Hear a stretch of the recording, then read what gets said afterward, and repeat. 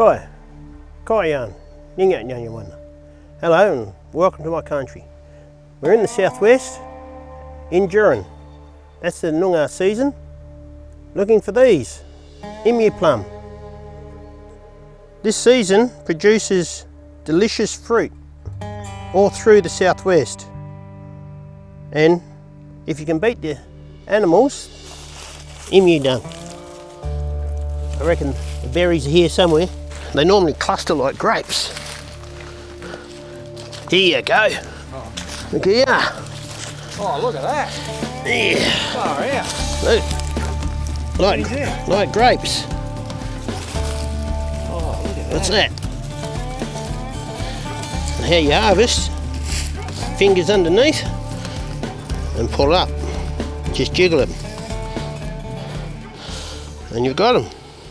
This season produces delicious fruit all through the southwest. And if you can beat the animals, emus, they're beautiful. That's what they look like, they're slimy. I always harvest these so my wife can make cakes, put them in cakes. They're just lovely fruit. They last for 2 years in the fridge, frozen. No insects. The only thing that eats them are the emus. And you've got to beat them. If you don't beat them, today I've got a hatful, or 2 hatfuls actually, and that's hard harvesting. But it's a resource that people don't use, very few know about it. They're a food source of the southwest, 3 months a year in the season called Durin. You harvest them before the oncoming rains. You store them and you eat them over the rains.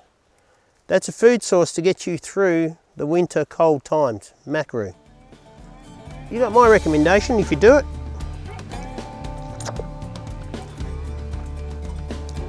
Don't eat the green bit. The little green bit there. That's bitter, you don't want this foul. Just eat the fruit around it. It's very nice.